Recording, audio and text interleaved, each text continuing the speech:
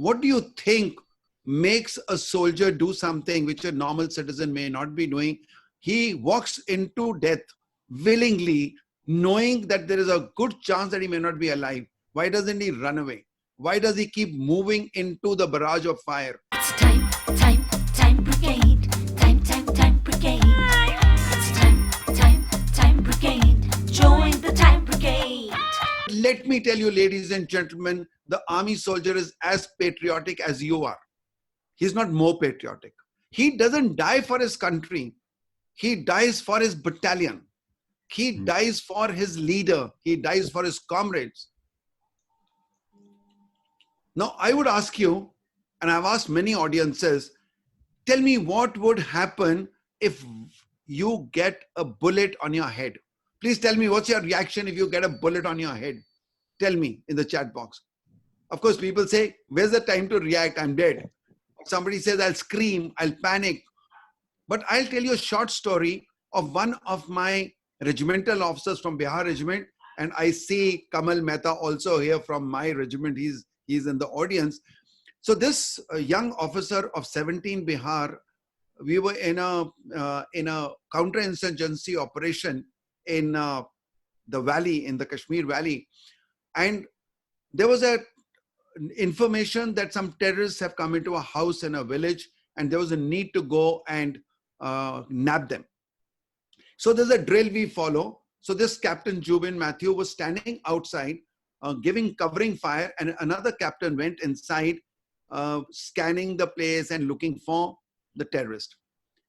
But without seeing anyone, suddenly there was something, a shot fired, and this man fell on the ground. Now, Captain Jubin Matthew did not know whether he was dead or alive, but you can't leave a person inside like that.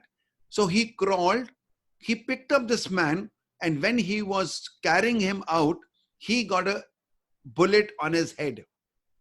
Now, he was wearing a helmet. The helmet got shattered. He didn't die, but he had a severe head injury. He was evacuated from Srinagar to Jammu to the hospital, and in the hospital, he was treated for about 2 weeks, 3 weeks, and then he was granted sick leave, which means go home, rest for a month, and then come back to the hospital. If you are found fit for duty, you join the duty or you get further treatment. So this man, who was supposed to get into the train that night and go to Delhi, which was his hometown, instead of doing that, he catches the next bus early in the morning, the transit bus to Srinagar, and goes and reports to his battalion. So the commanding officer said, no, you can't be here because I can't go against medical advice. You're supposed to be on a sick leave.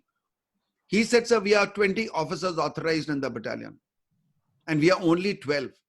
If I go away, I'll be putting my burden on 11 more officers. So they'll have to work more. So please allow me to contribute to the battalion.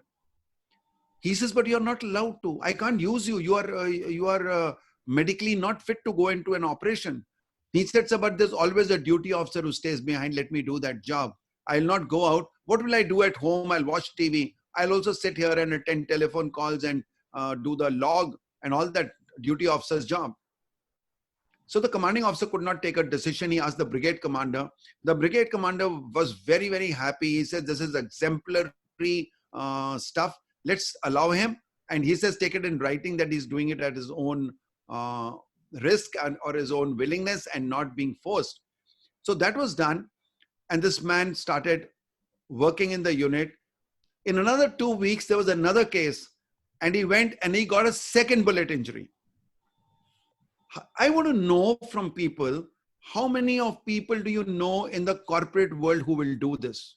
Please write in the chat box. How many times do you watch people in a corporate world who will do that?